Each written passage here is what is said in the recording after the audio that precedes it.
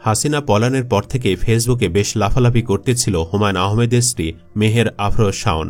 একটা সময় ফেসবুক থেকে বেরিয়ে আইন উপদেষ্টা আসিফ নজরুলের এ শাশুড়ি হাসিনার সাথে হাত মিলিয়ে দেশবিরোধী ষড়যন্ত্রে জড়িয়ে পড়ে।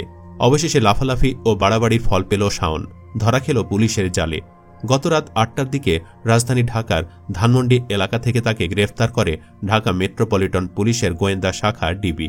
ঠিক কি অপরাধে ও কিভাবে নষ্টা এই অভিনেত্রীকে গ্রেফতার করেছে ডিবি, হাসিনার সাথে কি ধরনের চুক্তি করেছে সে, বিস্তারিত থাকছে জীবনের কথার এই পর্বে। সম্প্রতি শাওনের রাজনৈতিক অবস্থান ও কিছু মন্তব্য সামাজিক যোগাযোগ মাধ্যমে ব্যাপক আলোচনা সৃষ্টি করেছে। তার কিছু বক্তব্য এবং রাজনৈতিক দৃষ্টিভঙ্গি নিয়ে বিভিন্ন মহলে তীব্র সমালোচনা শুরু হয়।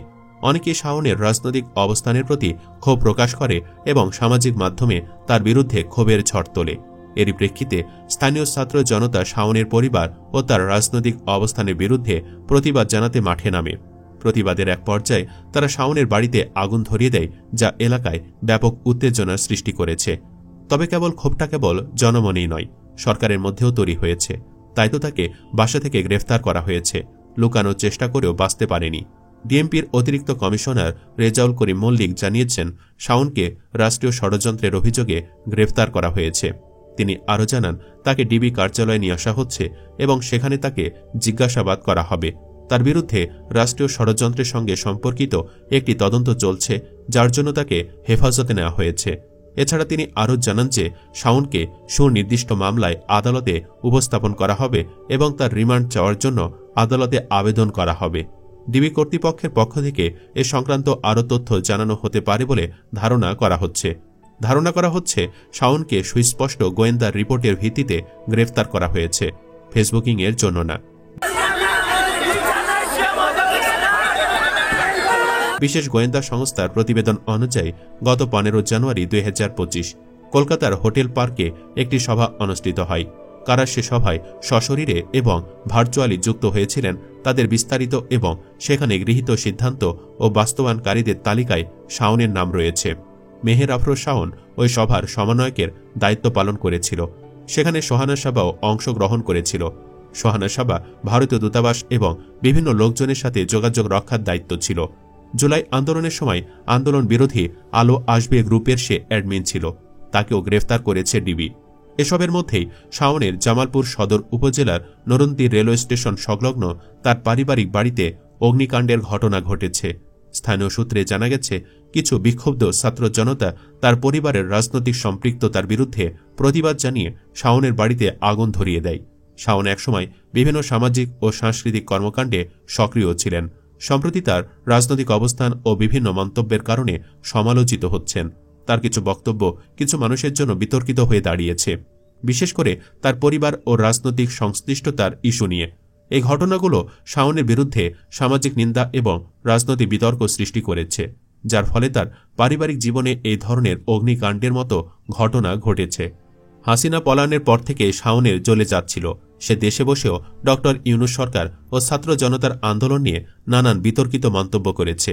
কেবল তাই নয়, সে প্রধান উপদেষ্টার প্রেস সচিব শফিকুল আলমের পেছনেও লেগেছিল। শফিকুল আলমকে নিয়ে নিজের ফেসবুক ওয়ালে 4টি পোস্ট করেছেন শাওন।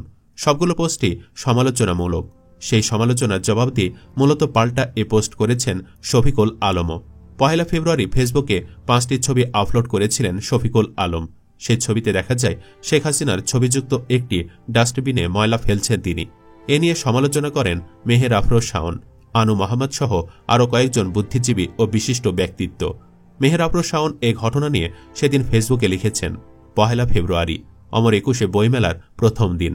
দায়িত্বশীল পদে থাকা ছবির এই ভদ্রলোক শফিকুল আলম দিতে পারতেন চমৎকার কিছু কথাসহ বইমেলা উদ্বোধনের ছবি। মেলার প্রথম দিন কোন বই কিনলেন কিংবা কোন কোন বই কেনার আগ্রহ রাখেন সেটাও সবাইকে জানাতে পারতেন।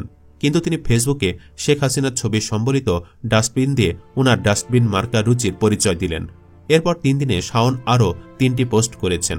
এক পোস্টে শফিকুল আলমের মুজিব কোট পরিহিত কয়েকটি ছবি শেয়ার করে তিনি লিখেছেন, দায়িত্বশীল পদে থাকা ভদ্রলোকটি নিজের ভুল বুঝতে পেরে তার ডাস্টবিন মার্কা রুচির পোস্টটা মুছে দিলেও 4 বছর আগে করা এই পোস্ট মুছতে ভুলে গেছেন। বুঝলাম গত 15 বছর উনি কোথায় ছিলেন। আরেকটি পোস্টে শফিকুল আলমের ছবি ব্যবহার করে শাওন লিখেছেন, সাকিব শফিক 2 ভাই, আগের কথা ভুলি নাই। ওই পোস্টটিতে শাওন যে ছবি ব্যবহার করেছেন সেখানে দেখা যায় শফিকুল আলম ক্রিকেটার সাকিব আল হাসানের নির্বাচনী পোস্টারগুলো পেছনে রেখে ছবি তুলেছেন। ক্যাপশনে তিনি লিখেছিলেন সাকিবময়। সবশেষ 2023 সালের 25 ডিসেম্বর শফিকুল আলমের করা পোস্টের একটি স্ক্রিনশট নিয়ে আজ আরেকটি পোস্ট করেছেন শাওন। ক্যাপশনে লিখেছেন, দিব্যি দিয়ে বলছি আজকের শেষ পোস্ট।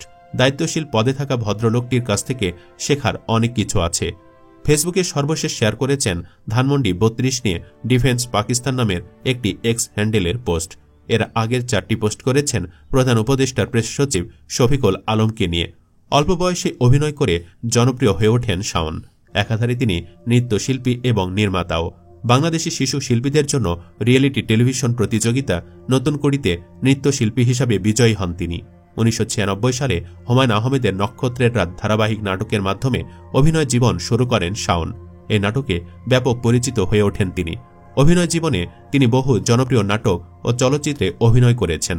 শাওনের অভিনয় করা জনপ্রিয় চলচ্চিত্রের মধ্যে রয়েছে শ্রাবণ মেঘের দিন, 2 দুয়ারি, চন্দ্রকথা, শ্যামল ছায়া, আমার আছে জলের মতো সিনেমা। অভিনেত্রী ছাড়াও শাওনে রয়েছে আরও পরিচয়। বাংলাদেশের জনপ্রিয় লেখক প্রয়াত হুমায়ূন আহমেদের স্ত্রী ছিলেন তিনি। সম্প্রতি সামাজিক যোগাযোগ মাধ্যমে শাওনকে আলোচনার মধ্যেই তার গ্রামের বাড়িতে হামলা চালানো হয়। জামালপুর সদরের নরুন্দি রেল স্টেশন এলাকায় শাওনের বাবার বাড়িতে অগ্নিসংযোগ করা হয়। শাওনের বাবা প্রকৌশলী মোহাম্মদ আলীর এই বাড়িটি তাদের পারিবারিক সম্পত্তি। মোহাম্মদ আলী জামালপুর 5 আসন থেকে দ্বাদশ জাতীয় সংসদ নির্বাচনে আওয়ামী লীগের মনোনয়ন প্রত্যাশী ছিলেন। শাওনের মা বেগম তহরা আলীও সংরক্ষিত নারী আসনের সংসদ সদস্য ছিলেন। 1996 থেকে 2001 এবং 2009 থেকে 2014 মেয়াদে আওয়ামী লীগের সংরক্ষিত নারী আসনের সংসদ সদস্য ছিলেন তহরা বেগম। শাওন নিজেও রাজনীতি নিয়ে আগ্রহী। দ্বাদশ সংসদে আওয়ামী লীগের সংরক্ষিত নারী আসনের মনোনয়ন প্রত্যাশী ছিলেন তিনি।